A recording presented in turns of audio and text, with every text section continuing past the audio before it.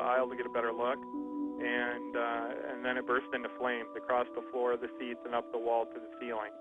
When it burst into flames, people were screaming, "Fire, fire, terrorists, water, water, water, we need water, somebody get water." The flight attendants were screaming. The pilot comes on the intercom and says emergency landing and starts speeding up.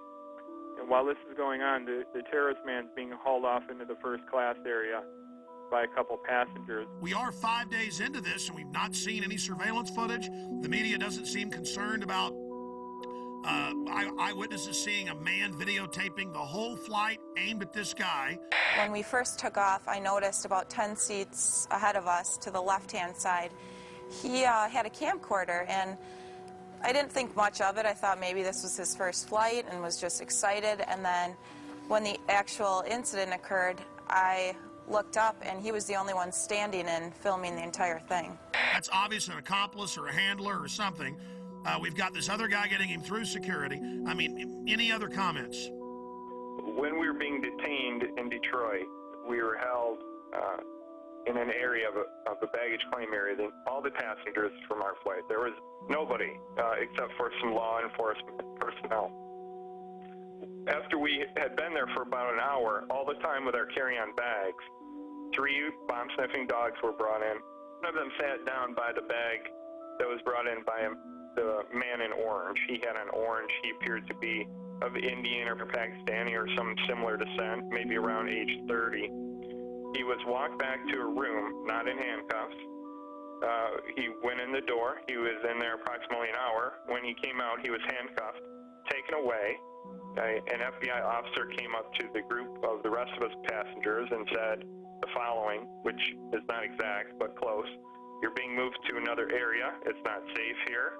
I'm sure all of you saw what just happened and can figure out why you're being moved."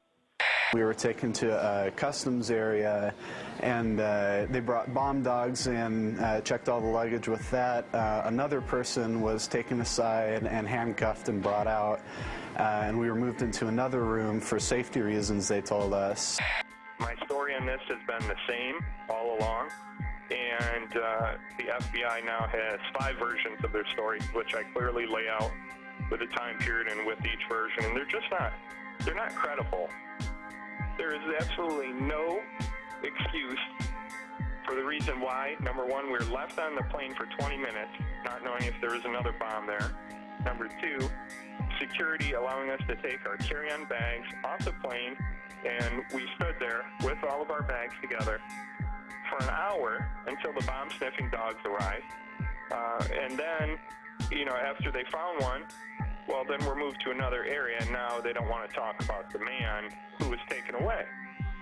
You were there. They didn't stop him for immigration violations. The dog went over and sat down in front of his bag. The alert for explosives. Right. Exactly. Unless this is a passport-sniffing dog. This is a huge story, one of the biggest out there. The FBI is on this full time. They know what's going on. Why are they being dishonest? And how do we investigate this when the investigators themselves are engaged in clear obstruction of the truth?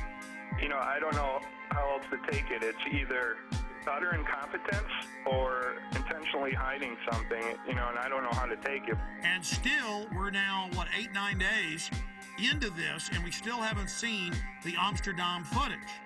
Well, and also, why aren't we seeing the video of when he's going through metal detector, passport check, and boarding?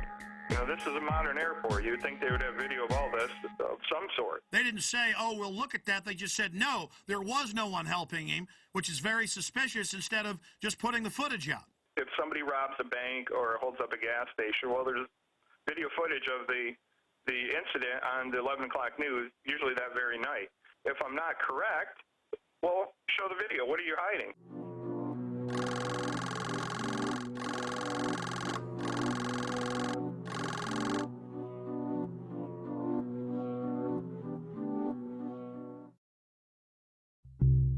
Well, now, Sunday it came out, 5 days ago, 6 days ago, Authorities were watching different Nigerian on Christmas Day flights, CNN. What a way to take a huge issue and just kind of put it out there like it's milquetoast. Okay, there was somebody else. Yeah, they did arrest him, but we're not going to talk about it. Kurt, there's a definite cover-up, and you've been vindicated in triplicate. Not only that, but I don't know if you caught the ABC News article that came out over the weekend. There were a couple sentences snuck in the bottom of this article about female suicide bombers. I don't know if you caught this. No, tell us. I'll read it to you word for word.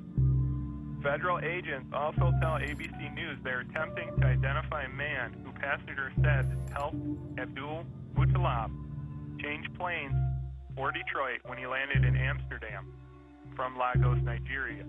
Authorities had initially discounted the passenger accounts, but the agents say there is a growing belief the man may have played a role to make sure Abdul Muttalab did not get cold feet. Oh my God, you've been vindicated by them on that. But obviously they think the trail's cold now. They have all the surveillance footage. They were involved in a cover-up. Kurt, this is huge. Well, that was my take on it, but unfortunately for ABC News, they buried it in the bottom of a seemingly unrelated article about female suicide bombers heading here from Yemen. Why is this not front page news everywhere, number one? Number two, why are you burying it at the bottom of this article? Number three, why did you initially discount my story to begin with? It's not like I'm not credible here. And of course, they had COINTELPRO posing as the Patriot movement attacking you. All the usual suspects. I mean, it never ends, Kurt.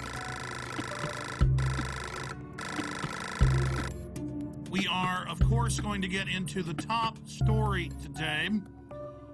In plain view, as if it's no big deal, DetroitNews.com. Okay, it was a U.S. government agent that was the smart-dressed man that led Umar Farouk al-Matab, or the underwear bomber, on to the aircraft in Amsterdam.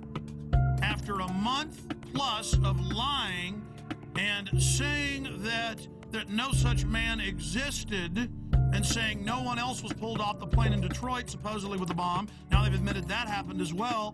Kurt Haskell, the lawyer, and his lawyer wife, they've both on record have been proven right with other witnesses. And you add how they were already getting in Yemen. That's now confirmed. Washington Post. They were planning to already launch a bigger attack, 2,000 troops there. And then right on time, right as the body scanners were scheduled to go in January nationwide. That was already scheduled, folks. They're saying on the news, oh, now we're doing this. Now, I went and looked it up. They were scheduled to go in the additional 214 airports. They were in less than 20. So although we have acquired these machines, they are not as widely deployed as they should be. In your current role as a consultant, do you have an interest in body scanners? We consult with all kinds of firms, including firms that do manufacture body scanners. You do have some interest in more sales of body scanners. As well as a lot of other security measures. But I would point out that I've talked about this for probably the last 3 years. Read what the scanners do to your body. And the TSA guys, again, you need to know why you're going to be dying in 5 years of cancer. Go ahead. And then we find this article about terahertz waves, which is what they use to do this scanner. This came in today. And according to one of their studies, I'm just going to read this real quick. Terahertz waves are in the electromagnetic spectrum between microwaves and infrared. And they pass through non-conductive materials such as clothes, paper, wood, and brick. They say the forces that are generated by these THZ fields are tiny and resonant effects that allow the THZ waves to unzip double-stranded DNA, creating bubbles in the strand that could significantly interfere with processes such as gene expression and DNA replication. So step in the microwave.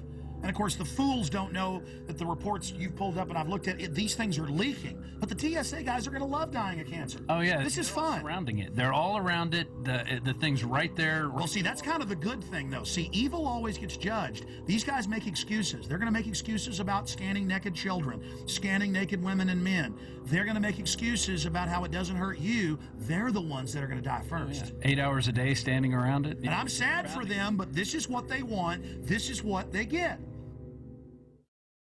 This is a test of the emergency alert system.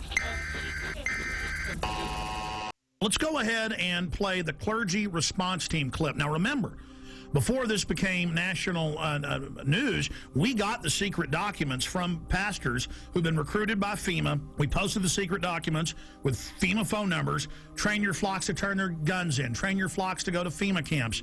Train your flocks to take forced inoculations. People didn't believe us, just like they didn't believe